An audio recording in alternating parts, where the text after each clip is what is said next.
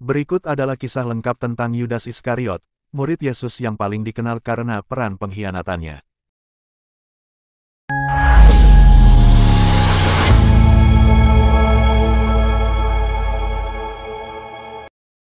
Latar belakang Yudas Iskariot. Yudas Iskariot adalah salah satu dari 12 rasul yang dipilih langsung oleh Yesus Kristus untuk menjadi muridnya. Nama, Iskariot, kemungkinan besar menunjukkan asal-usulnya dari kota Kriot di Yudea, yang membedakannya dari para murid lainnya yang kebanyakan berasal dari Galilea. Dalam daftar murid di Injil, Yudas selalu disebut terakhir dan diberi label sebagai pengkhianat. Peran Yudas dalam kelompok murid. Yudas dipercaya sebagai bendahara kelompok murid. Ia memegang kas keuangan bersama dan bertanggung jawab atas uang yang digunakan untuk pelayanan Yesus. Namun dalam Yohanes 12:6, tercatat bahwa Yudas sering mencuri uang dari kas tersebut. Ini menunjukkan bahwa hatinya tidak sepenuhnya murni, meskipun secara luar ia tampak mengikuti Yesus. Motif dan keputusan mengkhianati Yesus. Motivasi Yudas mengkhianati Yesus masih menjadi bahan perdebatan teolog dan sejarawan. Salah satu pandangan umum menyebutkan bahwa Yudas kecewa karena Yesus bukanlah Mesias politis yang diharapkannya, yang akan memimpin pemberontakan terhadap penjajahan Romawi. Karena frustrasi atau serakah, ia kemudian setuju untuk menyerahkan Yesus kepada para imam kepala dengan imbalan 30 keping perak. Perjamuan terakhir dan nubuat Yesus. Pada saat perjamuan terakhir, Yesus secara terang-terangan menyatakan bahwa salah satu murid akan mengkhianatinya. Ketika murid-murid bertanya satu persatu, Yesus berkata bahwa orang yang mencelupkan roti bersamanya adalah pengkhianatnya. Ia menyerahkan roti kepada Yudas, yang lalu segera keluar untuk mengatur pengkhianatan. Dalam Injil Lukas, dicatat bahwa iblis masuk ke dalam diri Yudas sebelum ia melakukan pengkhianatan. Penangkapan Yesus di Taman Getsemani. Yudas memimpin sekelompok besar orang, para prajurit dan penjaga Bait Allah, untuk menangkap Yesus di Taman Getsemani. Ia memberikan tanda kepada mereka bahwa orang yang ia cium adalah Yesus. Ciuman itu bukan sekadar salam, melainkan simbol pengkhianatan. Yesus lalu ditangkap dan dibawa ke pengadilan religius Yahudi. Penyesalan dan kematian Yudas. Setelah melihat bahwa Yesus telah dijatuhi hukuman mati, Yudas merasa sangat bersalah.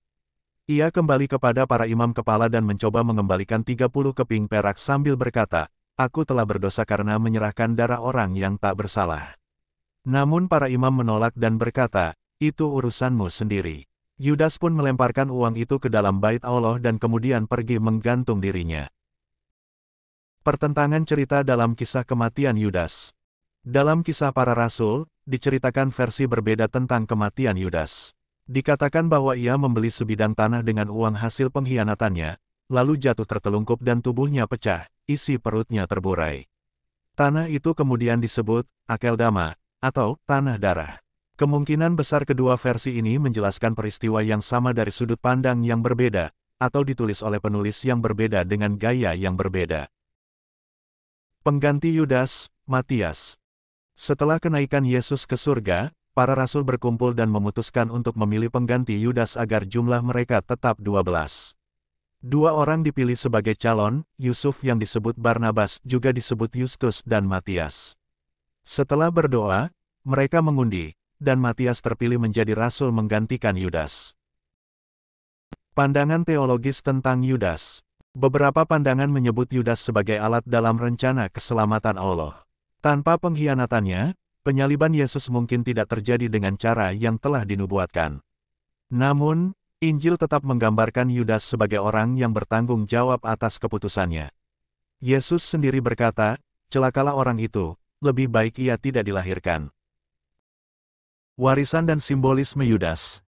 Nama, Yudas, menjadi simbol pengkhianatan hingga hari ini.